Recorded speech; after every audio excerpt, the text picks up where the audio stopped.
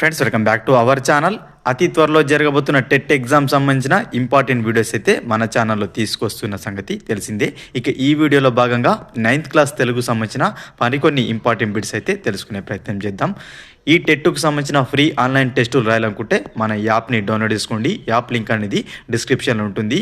అదేవిధంగా టెట్కు సంబంధించిన important videos miss కాకుండా చూడాలనుకుంటే మన ఛానల్ని సబ్స్క్రైబ్ చేసుకొని పక్కన ఉన్న బెల్ బటన్ క్లిక్ చేయండి. ఈ వీడియో కనుక నచ్చినట్లయితే లైక్ చేసి షేర్ చేయండి ఫ్రెండ్స్. ఈ వీడియోలో 9th క్లాస్ తెలుగులోని థర్డ్ లెసన్ అయిన వలస కూలి పాఠ్యాంశం సంబంధించిన ఇంపార్టెంట్ బిట్స్ అయితే చూద్దాం. ముందుగా ఫస్ట్ వన్ చూసినట్లయితే వలస కూలి పాఠ్యాంశం రచయిత ఎవరు? ఆన్సర్ చేస్తే కామెంట్ చేయండి ఫ్రెండ్స్. వలస కూలి పాఠ్యాంశం రాసింది ఎవరని అడుగుతున్నారు. Option 1 PV Narasimha Rao, option 2 Mukurala Ramareddy, option 3 Chemakura Venkatakavi, option 4 Suddala Hanumanthu. So వలస కూలి అనే పాఠ్యాంశాన్ని రాసింది ఎవరంటే ముకురాల రామారెడ్డి. ముకురాల రామారెడ్డి ఈ వలస కూలి పాఠ్యాంశాన్ని అయితే రాయడం జరిగింది. Option 2 is the right answer. Next one, వలస కూలి పాఠ్యాంశం ఏ ప్రక్రియకు చెందినది? ఆన్సర్ తెలిస్తే కామెంట్ చేయండి ఫ్రెండ్స్. వలస కూలి పాఠ్యాంశం ఏదైతుందో ఇది ఏ ప్రక్రియకు చెందింది అని అడుగుతున్నారు. ఆప్షన్ 1 పద్యం, ఆప్షన్ 2 కవిత, ఆప్షన్ 3 కథ, ఆప్షన్ 4 గేయం. సో వలస కూలి పాఠ్యాంశం అనేది ఏ ప్రక్రియకు చెందింది అని అడుగుతున్నాడు. గేయ ప్రక్రియకు చెందినది. గేయ ప్రక్రియలో రాయడం జరిగింది. వలస కూలి పాఠ్యాంశాన్ని గేయ ప్రక్రియలో రాశారు. Option 4 is the right answer. ఎవరు రాశారు? ముకురాల రామారెడ్డి. నెక్స్ట్ వన్, గేయం యొక్క ప్రధాన లక్షణంను గుర్తించండి. గేయం యొక్క ప్రధాన లక్షణం ఏంటో గుర్తించమంటున్నాడు. ఆన్సర్ తెలిస్తే కామెంట్ చేయండి ఫ్రెండ్స్. ఆప్షన్ 1 పదకూర్పు, ఆప్షన్ 2 లయ, ఆప్షన్ 3 భావం, ఆప్షన్ 4 భాష. గేయం యొక్క ప్రధాన లక్షణం ఏంటంటే లయ. సో లయ ప్రధాన లక్షణం అయితే కలిగి ఉంటుంది గేయం అనేది. ఓకేనా? Option 2 right answer. Next one, వలస కూలి అనే పాఠం యొక్క ఇతివృత్తం ఏమిటి? ఆన్సర్ కామెంట్ చేయండి ఫ్రెండ్స్. వలస కూలి అనే పాఠం ఉంది కదా, సో దాని యొక్క ఇతివృత్తం ఏంటో కామెంట్ చేయండి. ఆప్షన్ 1 నైతిక విలువలు, ఆప్షన్ 2 సామాజిక స్పృహ, ఆప్షన్ 3 సాహిత్య సేవ, ఆప్షన్ 4 దేశభక్తి. వలస కూలి అనే పాఠం ఏదైతుందో దీన్ని ముకురాల రామారెడ్డి గారు రాశారు. గేయ ప్రక్రియకు చెందిందని చెప్పుకున్నాం కదా. అయితే దీని యొక్క ఇతివృత్తం ఏంటంటే సామాజిక స్పృహ. సామాజిక స్పృహ ఇతివృత్తంతో అయితే ఈ వలస కూలి పాఠ్యాంశాన్ని అయితే రాయడం జరిగింది. ఇంపార్టెంట్. ఓకేనా? ఇతివృత్తాలు ఖచ్చితంగా అడుగుతుంటారు. Option 2 right answer. Next one, లిబ్బులు అనే పదానికి అర్థం ఏమిటి? సో లిబ్బులు అనే పదానికి అర్థం ఏమిటి? ఈ వలస కూలి పాఠ్యాంశంలో ఉన్న లిబ్బులు అనే పదానికి అర్థం అడుగుతున్నారు. ఆన్సర్ తెలిస్తే కామెంట్ చేయండి. ఆప్షన్ 1 బట్టలు, ఆప్షన్ 2 బుట్టలు, ఆప్షన్ 3 రుణాలు, ఆప్షన్ 4 ధనం. లిబ్బులు అనే పదం ఏదైతుందో లిబ్బులు అనే పదానికి అర్థం ఏంటంటే ధనం. ధనం అనే అర్థాన్ని కలిగి ఉంది లిబ్బులు అనే పదం. ఇంపార్టెంట్. కొత్తగా ఉంది కదా పదం. లిబ్బులు అంటే ధనం అని గుర్తుపెట్టుకోండి. Option 4 is the right answer. Next one, Akashvani Delhi వారు ఏ సంవత్సరంలో ముకురాల రామారెడ్డిని జాతీయ కవిగా గుర్తింపునిచ్చారు? ఇంపార్టెంట్. ఓకేనా? కామెంట్ చేయండి ఆన్సర్ని. ముకురాల రామారెడ్డి గారిని జాతీయ కవిగా ఏ సంవత్సరంలో ఆకాశవాణి ఢిల్లీ వారు గుర్తింపు ఇచ్చారని అడుగుతున్నారు. జాతీయ కవిగా. ఆన్సర్ కామెంట్ చేయండి.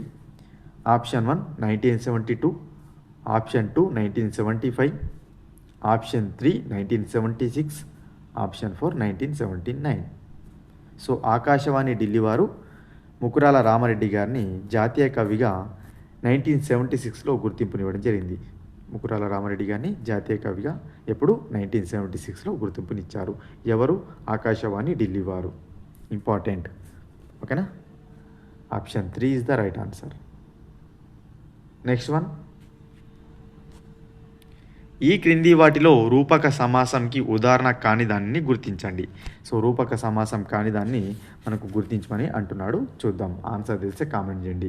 4 ఆప్షన్స్ ఉన్నాయి కదా, దాంట్లో రూపక సమాసంకు సంబంధించిన దానిని కామెంట్ చేయండి. ఆప్షన్ 1 కృపారసము, ఆప్షన్ 2 సరళసాగరము, ఆప్షన్ 3 కీర్తి కన్యక, ఆప్షన్ 4 జ్ఞానజ్యోతి. సో సరైన ఆన్సర్ కామెంట్ చేసేయండి, ఎక్స్ప్లెయిన్ చేస్తాను నేను. సో రూపక సమాసం, సో అందరు తెలిసిందే, ఉపమానం యొక్క ధర్మాన్ని ఉపమేయం పైన ఆరోపించడాన్ని రూపక సమాసం అని అయితే మనం చెప్తుంటాం. సో దీంట్లో మనకు రూపక సమాసంకు ఉదాహరణ కానిది ఏదంటే సరళసాగరం. ఈ సరళసాగరం అనే పదం ఏంటంటే మనకు సంభావన పూర్వపద కర్మాధారయ సమాసం అనమాట.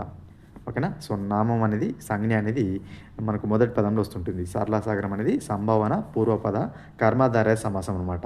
ఈ మిగిలిన కృపారసం కానీ కీర్తి కన్యక కానీ జ్ఞానజ్యోతి కానీ ఈ 3 పదాలు కూడా రూపక సమాసంకు ఉదాహరణలు. సరళసాగరం మాత్రం సంభావన పూర్వపద కర్మాధారయ సమాసంకి అయితే ఉదాహరణ అనమాట. అంటే మనకు సంజ్ఞ ఏదైతే పేరు అనేది ఉందో అది మొదటి పదం ఉంటుంది. అందుకే సరళసాగరం అనేది రూపక సమాసంకు ఉదాహరణ కానిదనమాట. Option 2 right answer. Next one, ఈ క్రింది వాటిలో సంభావన పూర్వపద కర్మాధారయ సమాసంకి ఉదాహరణగా చెప్పబడిన పదాన్ని గుర్తించండి. సో మనం చెప్పుకున్నాం ఇప్పుడే ముందు బిట్లో, ఏదైతే పేరుందో పేరు పూర్వపదంలో వస్తుంటుంది. సో ఆ విధంగా మనకు సంభావన పూర్వపద కర్మాధారయ సమాసంకి ఉదాహరణగా చెప్పబడని పదంని గుర్తించమంటున్నాడు. కామెంట్ చేయండి ఆన్సర్ తెలిస్తే. ఆప్షన్ 1 మన్నెంకొండ, ఆప్షన్ 2 పాలమూరు జిల్లా, ఆప్షన్ 3 భద్రాచలము, ఆప్షన్ 4 దయాబర్ణము. సో మనం చెప్పుకున్నాం ఆల్రెడీ, పేరు అనేది పూర్వపదం ఉంటుంది, సంజ్ఞ అనేది పూర్వపదం ఉంటుంది. ఓకేనా. సో ఆ విధంగా మన్నెంకొండ కానీ పాలమూరు కానీ భద్రాచలం కానీ ఈ మూడు కూడా సంభావన పూర్వపద కర్మాధారయ సమాసంకి ఉదాహరణగా ఉంటాయి. చెప్పబడింది ఏంటంటే దయాబర్ణం. ఈ దయాబర్ణం అనేది మనకు సంభావన పూర్వపద కర్మాధారయ సమాసంకి ఉదాహరణ కాదనమాట. ఆప్షన్ 4 అనేది సరైన ఆన్సర్. కానీ ఇది అడిగాడు కాబట్టి option 4 right answer. Next one, నుడుగు అనగా అర్థం ఏమిటి? కొత్త పదం నుడుగు అనే దానికి అర్థం ఏంటంటున్నారు. ఆన్సర్ తెలిస్తే కామెంట్ చేయండి ఖచ్చితంగా.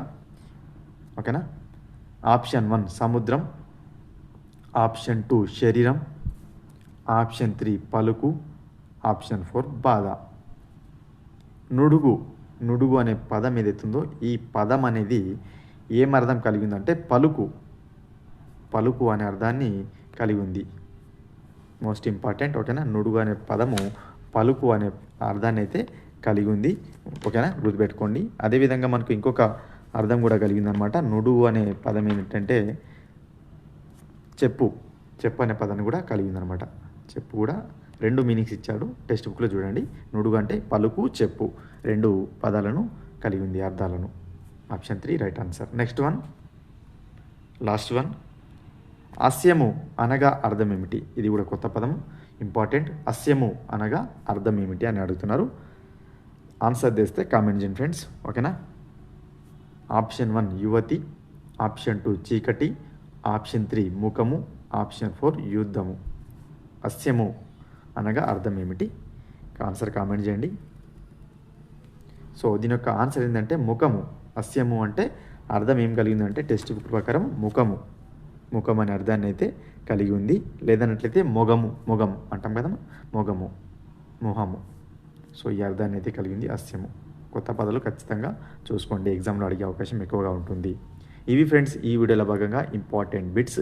ఫ్రెండ్స్, టెట్కు సంబంధించిన ఫ్రీ ఆన్లైన్ టెస్టులు రాయాలనుకుంటే మన యాప్ని డౌన్లోడ్ చేసుకోండి. యాప్ లింక్ డిస్క్రిప్షన్ ఉంటుంది. కొన్ని టెస్టులు యాడ్ చేయడం జరిగింది. ఇంకా కొన్ని టెస్టులు యాడ్ చేసిన కొద్దీ మీకు నోటిఫికేషన్ రూపంలో ఇంటిమేషన్ ఇస్తాం. ఖచ్చితంగా టెస్టులు అయితే రాయండి. మీరు ఎక్కువ మొత్తం రాసినప్పుడే మరిన్ని టెస్టులు నేను యాడ్ చేయడానికి అవకాశం ఉంటుంది. సో ఫ్రీగానే ఉంటాయి టెస్టులు అన్నీ, ఫ్రీగానే ఉంటాయి. ఎటువంటి డబ్బులు చెల్లించాల్సిన అవసరం లేదు. ఫ్రీగా రాసుకునే అవకాశం ఉంది కాబట్టి రాయండి. అదేవిధంగా మీ యొక్క టెట్ మిత్రులు కూడా ఖచ్చితంగా షేర్ చేయండి. మరిన్ని టెస్టులు కూడా నేను వీలున్నప్పుడల్లా అప్లోడ్ చేస్తూ మీకు ఇంటిమేషన్ అయితే ఇస్తాను. ఓకే ఫ్రెండ్స్, ఇంకొక ఇంపార్టెంట్ వీడియోతో మీ ముందు ఉంటాను ఫ్రెండ్స్.